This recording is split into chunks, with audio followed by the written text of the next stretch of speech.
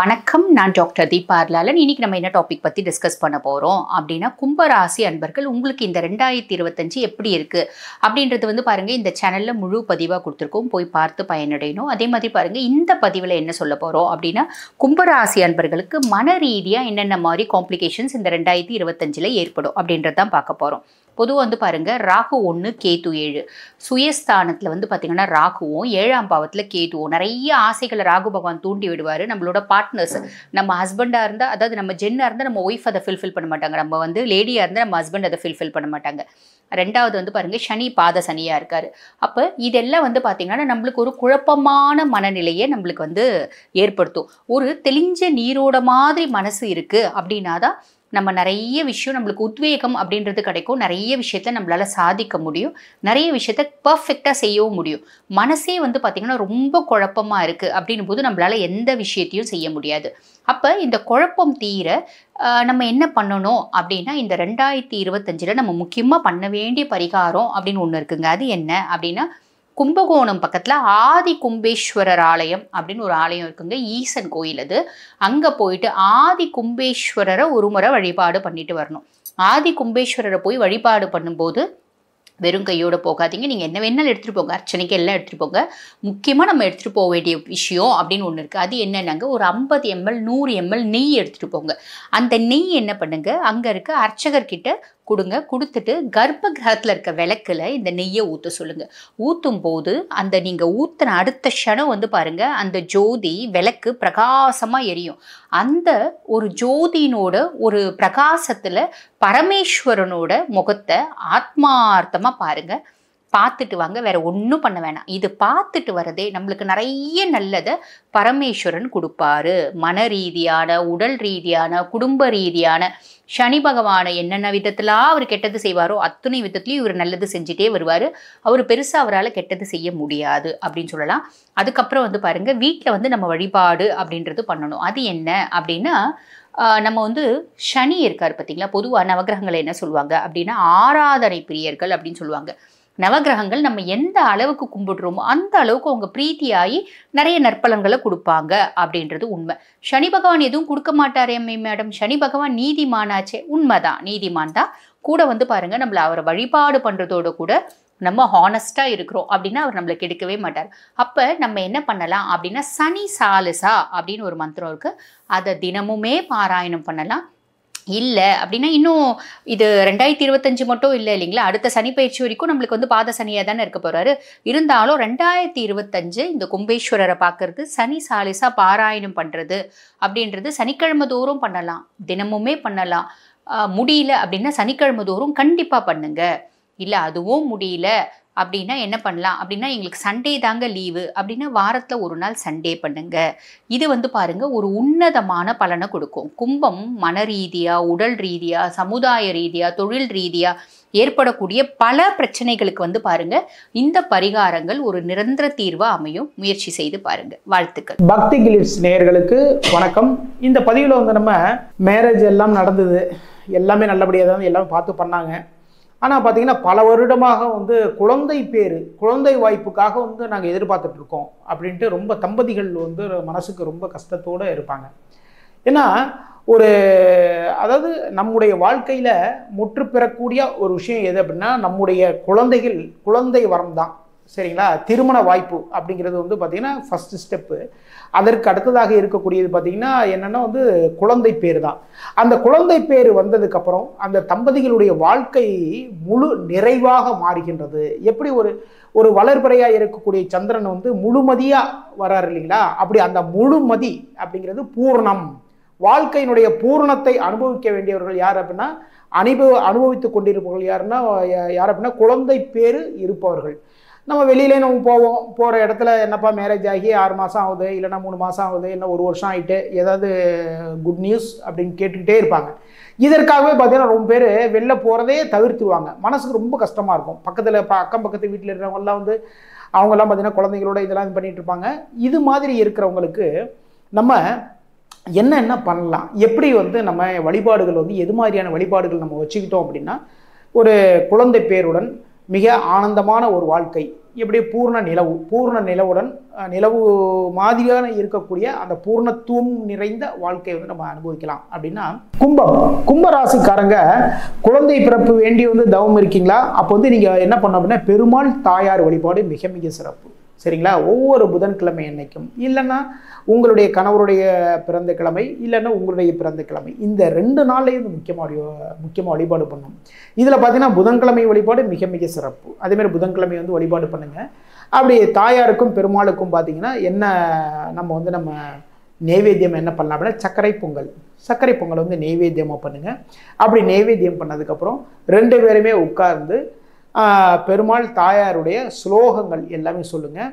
இல்லை அப்படின்னா வந்து ஓம் நமோ நாராயணான்னு கூட வந்து சொல்லிக்கலாம். சரிங்களா? என்ன மனசுக்கு உங்களுக்கு பிடித்த ஸ்தோத்திரங்கள் எது இருக்கோ அதெல்லாமே 2 பேருமே சேர்ந்து பாராயணம் பண்ணுங்கள்.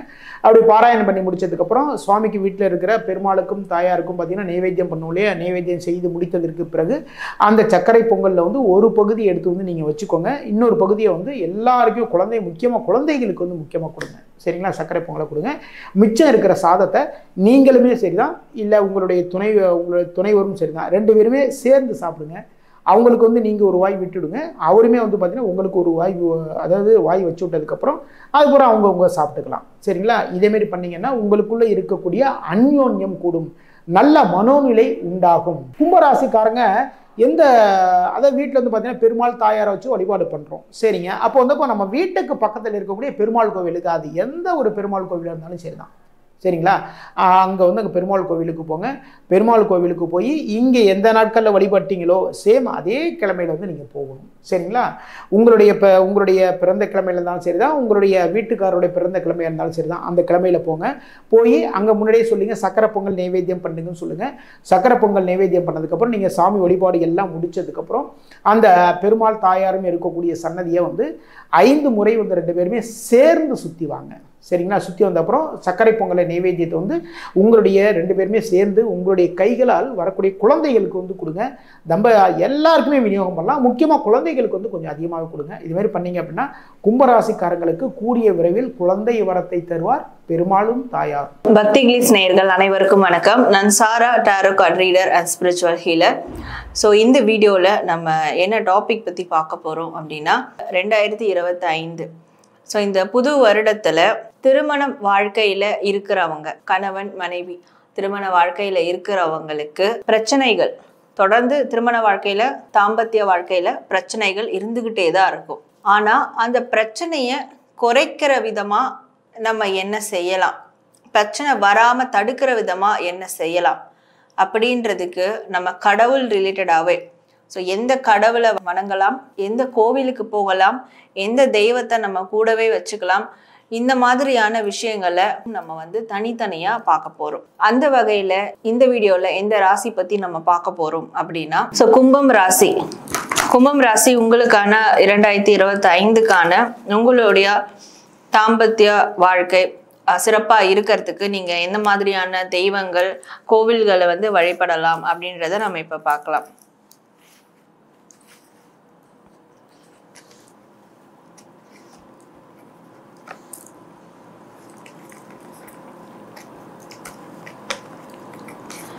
கும்பம் உங்களுக்கான கார்ட்ஸ்.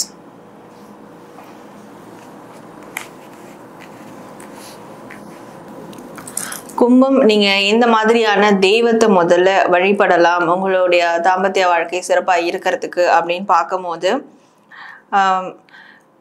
நீங்கள் வந்து கால பைரவர் இல்லை ஐயனார் இல்லை வீரபத்ரன், கருப்பண்ணசாமி அந்த மாதிரி ரொம்ப ஆக்ரோஷமாக இருக்கிற தெய்வங்களை தான் வழிபடணும்.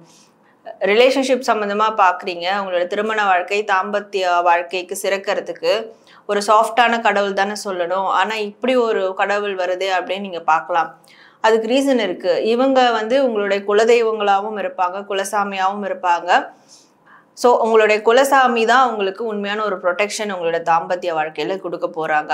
ஸோ தாம்பத்திய வாழ்க்கையில் ரீசன்ட் டைமில் நிறைய இழப்பீடுகள் நடந்துட்டுருக்கு, நிறைய இழப்புகள் நடக்குது, பிரச்சனைகள் அதிகமாக இருக்குது, அதாவது தலைக்கு மேலே போயிட்டுருக்கு அப்படின்னு யாரெல்லாம் இருக்கிறீங்களோ நீங்கள் எல்லாரும் இந்த ஆக்ரோஷமான தெய்வங்களை, அதுவும் உங்களுடைய குலசாமியாக இருந்தால் அவங்கள வழிபடணும். குலசாமியா இல்லைன்னா கூட அந்த தெய்வங்களை நீங்கள் வழிபட, ஏதாவது அதில் ஒரு தெய்வத்தை வழிபட ஆரம்பிச்சிங்கன்னா உங்களுடைய தாம்பத்திய வாழ்க்கையில் பிரச்சனை கொடுக்க வரவங்க, நீங்கள் 2 பேரும் பிரியணும்னு நினைக்கிறவங்க, ஒருத்தர் இழக்கணும் அந்த அளவுக்கு பெருசாக நினைக்கிறவங்க, இல்லை 2 பேருக்கும் பின்னாடி ஏதாவது தப்பான விஷயங்களை செய்கிறவங்க, சரிங்களா, நெகட்டிவான விஷயங்கள் செய்கிறவங்க, அவங்களாம் உங்கள் வாழ்க்கையிலிருந்து வெளியேறிடுவாங்க. உங்களுடைய வாழ்க்கைக்குள்ள, உங்கள் 2 பேரோட வாழ்க்கைக்குள்ள அவங்களால அகைன் திருப்பி வரவே முடியாது. அதனால நீங்கள் இந்த அக்ரஸிவான தெய்வங்களை கண்டிப்பாக இந்த 2025 தாம்பத்தியம் குறித்து, உங்களுடைய மன வாழ்க்கை குறித்து நீங்கள் வழிபட்டே தீரணும் அப்படின்ற மாதிரி ப்ரெடிக்ஷன் காட்டுது. ஸோ இப்போ இதில் நீங்கள் எந்த கோவில்களுக்கு போயிட்டு வரலாம், போயிட்டு வர்றதுனால இல்லை வழிபடுறதுனால இன்னும் இந்த தாம்பத்திய வாழ்க்கை சிறப்பாக இருக்கும் அப்படின்னு பார்க்கும்போது, ஸோ நீங்கள் நிறைய சிவஸ்தலங்களுக்கு போகணும், சரிங்களா. சிவ வழிபாடு, சிவரூபத்தினுடைய மறு உருவம் தான் அந்த அக்ரஸிவாக நான் சொன்ன கடவுள்கள் எல்லாம். ஸோ அதே மாதிரி கோவில்களும், அதை சார்ந்த கோவில்கள், சிவஸ்தலங்களுக்கு நீங்கள் போயிட்டு வரணும் உங்கள் துணையோட. இது வாரம் ஒரு முறை, இல்லை மாதம் ஒரு முறை, இல்லை வருடத்தில் 4 முறை, அந்த மாதிரி அந்த கோவில்கள் எந்தெந்த டிஸ்டன்ஸில் இருக்கோ அதுக்கேற்ற மாதிரி ஏதாவது ஒரு சிவஸ்தலத்துக்கு நீங்கள் கட்டாயம் போய் வழிபட்டுக்கிட்டே இருக்கணும். அப்போ தான் உங்களுக்கு உங்களை சுற்றி இருக்கிற பிரச்சனைகள், உங்கள் ரிலேஷன்ஷிப்பில் இருக்கிற சுற்றி நடக்கிற பிரச்சனைகளை சமாளித்து அதை முறியடித்து நீங்கள் வர முடியும். ஸோ சூத்திரமாக அதை ஸ்ட்ராட்டஜியாக யூஸ் பண்ணி உங்களுக்குள்ளே இருக்கிறவங்க, உங்களை சுற்றி இருக்கிறவங்கள நீங்கள் வெளியேற்ற முடியும். யாரெல்லாம் பிரச்சனைக்குரிய நபர்களாக இருக்கிறாங்களோ உங்கள் 2 பேருக்குள்ள அவங்களுக்கே தெரியாமல் உங்கள் வாழ்க்கையிலேருந்து வெளியேற்றத்துக்கு நீங்கள் கண்டிப்பாக சிவஸ்தலங்களுக்கு போயிட்டு வரும்போது, ஒரு வாட்டி சிவஸ்தலங்களுக்கு நீங்கள் போயிட்டு வரும்போதும் ஒரு விதமான ஐடியாஸ் உங்களுக்கு கிடைக்கும். அந்த நபர்களை எப்படி உங்கள் 2 பேருக்குள்ளேருந்து வெளியேற்றுறதுன்னு. ஸோ அந்த ஐடியாவை நீங்கள் அப்ளை பண்ணும் போது கண்டிப்பாக உங்களுடைய மன வாழ்க்கை ரொம்ப சிறப்பானதாக இருக்கும், சரிங்களா. ஸோ இப்போ நீங்கள் இந்த தாம்பத்திய வாழ்க்கை எப்பவுமே சிறப்பாக இருக்கிறதுக்கும், அதில் பிரச்சனை ஏற்பட்டதுன்னா அதை உடனே சரி செய்யறதுக்கும் ஏதாவது ஒரு தெய்வத்தை கூடவே வச்சு வழிபடணும் அப்படின்னு பார்க்கும்போது மகாலட்சுமி தெய்வத்தை நீங்கள் வச்சுக்கலாம், சரிங்களா. மகாலட்சுமி ஃபோட்டோவாவோ இல்லை மொபைல் வால்பேப்பர்லேயோ இல்லை உங்களுடைய பெட்ரூம் வால்லையோ பெருசாக ஃப்ரேம் பண்ணியோ உங்களுடைய பர்ஸ்லேயோ எப்படி வேணாலும் நீங்கள் அந்த மகாலட்சுமி ஃபோட்டோவை நீங்கள் வச்சு எப்போல்லாம் உங்களுக்கு தாம்பத்திய மன வாழ்க்கையில் பிரச்சனை வருதோ அப்போல்லாம் அந்த ஃபோட்டோவை எடுத்து பார்த்து நீங்கள் அவங்கக்கிட்ட உங்களுடைய ப்ரேயர்ஸை வைக்கும் போது கண்டிப்பாக உங்களுக்குள்ளேயும் உங்களுடைய பார்ட்னருக்குள்ளேயும் நிறையா ஹீலிங் தன்மை ஏற்படும். ஒருத்தருக்கொருத்தர் பிரச்சனையாக இருக்கும், பேசிகிட்டு இருந்திருப்பீங்க, மனக்கசப்புகள் ஏற்பட்டிருக்கும். ஸோ அதெல்லாம் ரெக்கவர் ஆகிறதுக்கு மகாலட்சுமி வழிபாடு செய்கிறதும் நன்மை தான்.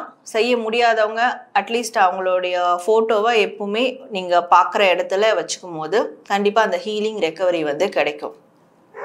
ஸோ கும்பம் ராசி உங்களுக்கான 2025க்கான தாம்பத்திய வாழ்க்கை சிறப்பாக இருக்கிறதுக்கு என்ன மாதிரியான கடவுள் தெய்வங்களை வழிபடலாம் அப்படின்றத நம்ம இப்போ பார்த்தோம். ஸோ நீங்கள் உங்களுடைய ஃபீட்பேக்கை கமெண்ட்டில் பதிவிடுங்க. அண்ட் இந்த கைடன்ஸை ஃபாலோ பண்ணி நீங்கள் இந்த 2025 ஹாப்பியாக உங்கள் ஃபேமிலி லைஃப்பை லீட் பண்ணுங்கள். ஸோ உங்கள் எல்லாருக்கும் இனிய புத்தாண்டு நல்வாழ்த்துக்கள். 2024 ஆங்கில புத்தாண்டுலேருந்து 12 ராசிகளுக்கும் குடும்ப உறுப்பினர்களால் வரக்கூடிய பிரச்சனை பற்றி இப்போ நம்ம தொகுத்து விளங்குவோம். கும்பராசி, சாமி காட்டுமே தவிர ஊட்டாது. சாமி காட்டுமே தவிர ஊட்டாது.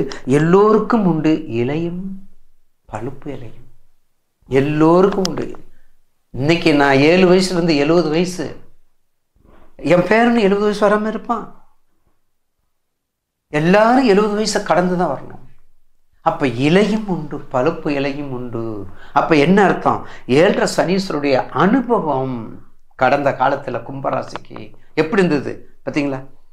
எவ்வளோ கஷ்டம், தீராத வருத்தம், உறவுகளால் 2025 உறவுகளை பிரச்சனை மட்டுமா? ஏண்டா 7.5 சனீஸ்வரர் என்னுடைய பிரச்சனை இழுத்துட்டு இருக்காரு. குடும்பத்திலையும் ஒருத்தங்க கூட சொல்றதை கேட்க மாட்டேங்கிறீங்க.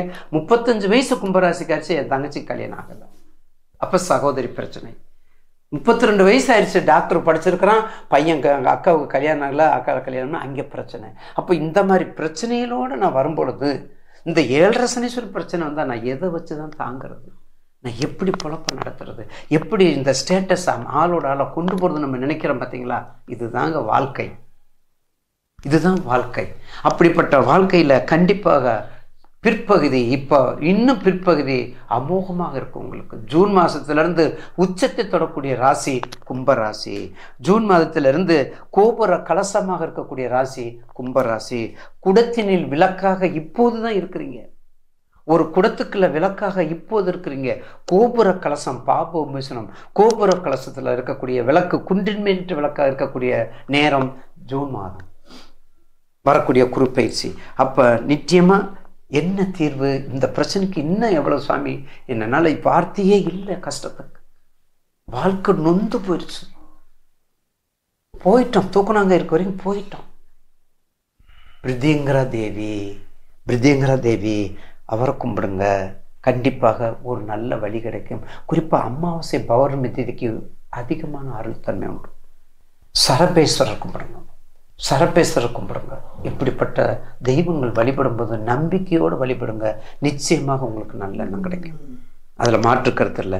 வீட்டில் வணங்க வேண்டிய தெய்வம் ஆயுஷ் கோமம், ருத்ர ஜபம், சத்துரு சம்காரம், முருகனின் திருப்புகழ், ஆயுஷ் கோமம், ருத்ர ஜபம், சத்துரு சம்கார பூஜை, சண்முக கவசம், தங்களை கவர்ந்த கவசம், என்னை கவர்ந்த கவசம், சண்முக கவசம், எல்லாத்தையும் கட்டி காக்கும் கவசம் சண்முக கவசம், அத்தனை பேத்துக்கும் சொந்தக்கார கவசம் சண்முக கவசம். பக்தி கிளிப்ஸ் நேயர்களுக்கு அடியேன் உங்கள் சிவயோகி சிவசக்திமான் சுவாமிகள் வணக்கத்தை தெரிவித்துக் கொள். இந்த பதிவில் 12 ராசிகளுக்குண்டான கடன் பிரச்சனை தீர வணங்க வேண்டிய, வீட்டில் வழிபட வேண்டிய தெய்வம், செல்ல வேண்டிய ஆலயம், வெளியில் செல்லும்போது வைத்துக்கொள்ளக்கூடிய தெய்வ படம், இதை பற்றி தான் விரிவாக சொல்லியிருக்கிறேன். ஒவ்வொரு ராசிக்கும் உங்களுடைய 6ஆம் இடம் கடன் வழக்கு பிணி என்று சொல்லக்கூடிய இடமாக சொல்லப்படுகிறது. அந்த வகையில் உங்கள் ராசியிலிருந்து 6ஆம் ராசியை பார்த்து அதுக்குண்டான தெய்வங்களை வழிபட வேண்டிய முறையை தான் இப்போ சொல்ல போகிறேன். அதை நீங்கள் கவனமாக கேட்டு அதுவாறு நடந்து கொண்டிருக்கிறாங்க. உங்களுக்கு கடன் பிரச்சனை கண்டிப்பாக தீரும், குறையும், தீரும்,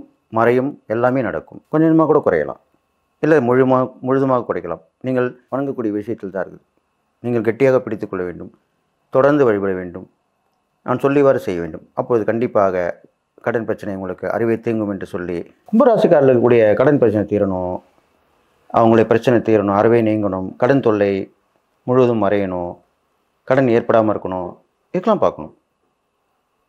அப்போது அதுக்கு என்ன பண்ணலாம், எந்த தெய்வத்தை வழிபடலாம் அப்படின்னு பார்த்தீங்கன்னா, கும்பேஸ்வரர், கும்பகோணத்தில் கும்பேஸ்வரன் இருப்பார். அந்த கும்பேஸ்வரரை வணங்கி வழிபட்டு வரணும். அவர் வழிக்கு வழிபட்டு வந்தால் வீட்டில் அந்த படம் வச்சு வழிபட்டு வரலாம். வழிபட்டு வந்தீங்கன்னா உங்களுக்கு மிக விரைவிலே அந்த கடன் தீரும். அது இல்லாமல் நீங்கள் வீட்டிலே கும்ப கலசம், நீங்கள் கும்பராசியில் வந்தீங்கனால கும்ப கலசம் வைத்து அந்த நீரிலே ஒவ்வொரு வாரமும் மாற்றி கொண்டு வர வேண்டும். மஞ்சள் கல் உப்பு கலந்த நீரை வைத்து வணங்கி வர வேண்டும். அடுத்த வாரம் அதை நம்ம வெளியே ஊற்றிட்டு திருப்பி மாற்றிக்கணும். இப்படி தொடர்ந்து அந்த முழுவதுமாக அந்த கலச சொம்பியில் இருக்க வேண்டும் அந்த நீர். கும்பேஸ்வரராக அவரை வழிபட்டு வர வேண்டும். அப்படி வழிபட்டு வந்தீங்கன்னா கண்டிப்பாக உங்கள் பிரச்சனை தீரும், கடன் பிரச்சனை தீரும். கடன் வாங்க மாட்டீங்க, கடன் இருந்தாலும் கொஞ்சம் கொஞ்சமாக தீர்ந்துடும். யாராவது உதவிகத்தமாக இருப்பாங்க, ஒத்தாசையாக இருப்பாங்க, வழி சொல்லிக் கொடுப்பாங்க. சீக்கிரத்தில் கடன் பிரச்சனை தீர்றதுக்கு உண்டான வழிகள்லாம் உங்களுக்கு பிறக்கும். கொஞ்சம் கொஞ்சமாக அடைப்பீங்க, இல்லை ஒரே ஒரு தடவையில் கடன் அடைச்சிடுவீங்க. மொத்தமாக ஒரு இடத்துல பணம் கிடச்சி அதை மொத்தமாக முடிச்சிடுவீங்க. இப்படி எல்லாமே நடக்கும். கடன் எந்த வகையில் தான் தீர்ந்துடும், அது சந்தோஷம் தானே. அப்போ அந்த கடன் பிரச்சனை தீர்வதற்கு கும்பேஸ்வரர் வணங்கி வழிபட்டு வர வேண்டும். அவருடைய நாமாவை சொல்லிக்கொண்டே இருக்க வேண்டும். பெரும்பாலும் மாலை வேலையில் வைத்து வழிபட்டு வருவது நல்லதாக சொல்லப்படுகிறது. பரிகாரம் என்பது மாலை வேலையிலே செய்தால் மிகவும் சிறப்பு வாய்ந்தது. அப்படி செய்ய வர வேண்டும். அடுத்ததாக அருகாமையில் உள்ள நவகிரக கோயில் சென்று செவ்வாய்க்கிழமையிலே செவ்வாய் பகவானுக்கு 9 விளக்குகள் போட்டு வழிபட்டு வர வேண்டும். செவ்வாய் ஓரையிலே செவ்வாய்க்கிழமையிலே கடனை தீர்க்க வேண்டும். இவ்வாறு செய்து வந்தீர்களானால் உங்களுடைய கடன் பிரச்சனை கண்டிப்பாக தீர்ந்துவிடும். மீண்டும் கடன் வாங்க மாட்டீர்கள். அது வேறு வழியில் தான் உங்களுக்கு சேரும், கடனாக இருக்காது. இதெல்லாம் சூட்சமான பரிகாரங்கள் சொல்லப்பட்டிருக்கு. இதை நீங்கள் கடைபிடிச்சி வந்தீங்கன்னா கண்டிப்பாக கடன் பிரச்சனை உங்களுக்கு தீரும் சொல்லி, நீங்கள் அந்த கடன் பிரச்சனை தீர்வதற்காக கையில் வைத்துக்கொள்ள வேண்டிய படம் என்று சொன்னால் கும்ப கலசம் வைத்திருக்கும் படம், கும்பம் இருக்கிற மாதிரி ஒரு படம் இருக்கும். அதை நீங்கள் வச்சு கையில் எடுத்துகிட்டு போகலாம், வணங்கலாம், வச்சுக்கலாம். அதை பார்த்துட்டு செல்லணும். அதில் லக்ஷ்மி இருப்பாங்க, அம்மன் இருப்பாங்க, அது மாதிரிலாம் இருக்கும் கும்பத்தில் இருக்கிற மாதிரி. அந்த படத்தை கையில் வைத்துக்கொண்டு வணங்கி சென்று வர வேண்டும். அப்போது கடன் பிரச்சனை கண்டிப்பாக தீர்ந்துவிடும். கடன் மீண்டும் ஏற்படாது. கடன் புதுசாக வாங்குறவங்களுக்கும் இந்த பிரச்சனை தீராமல் வேறு வழியில் அவங்களுக்கு கிடச்சிடும் கண்டிப்பாக. இவ்வாறாக இருக்கிறது. இதெல்லாம் கடைபிடிச்சி வரணும். இதெல்லாம் கடைபிடிச்சி வந்தீங்கன்னா, தொடர்ந்து முழு முயற்சி எடுத்து வந்தீங்கன்னா கண்டிப்பாக உங்கள் கடன் பிரச்சனை தீரும். நீங்கள் எல்லா நலமும் பெற்று வாழ்வின்னு சொல்லி வாழ்த்தி விடைபெறுகிறேன். நன்றி, வணக்கம். ஓம் சரவண பவ. பக்தி கிளிட்ஸ் அன்பர்கள் அனைவருக்கும் ஆதித்ய சௌரலட்சுமியின் ஆத்ம வணக்கங்கள். இந்த பதிவு ரொம்ப சிறப்பான பதிவுன்னு சொல்லலாம். 2025ல் நம்ம நண்பர்கள், நம்ம கூட பணிபுரிபவர்கள், இவர்கிட்டலாம் ஒரு பிரச்சனை வருது, இல்லை இவங்களால் நம்ம ஒரு நல்ல ஒரு பெனிஃபிட்ஸ்லாம் அடையணும் அப்படின்னா நம்ம என்ன மாதிரியான வழிபாடு இந்த வருடம் பண்ணிக்கொள்ளலாம் அப்படின்னு 12 ராசிக்கும் தனித்தனி பதிவுகளாக பார்க்க இருக்கிறோம்.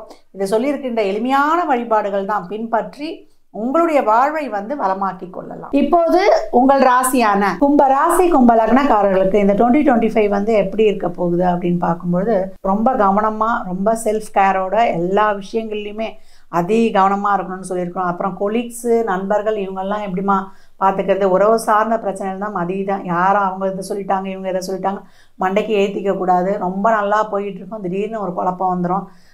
குடும்பத்தில் தான் குழப்பம்னா நண்பர்கள்கிட்டே குழப்பம் வந்து அப்புறம் இதுவாக இருக்க முடியுமா?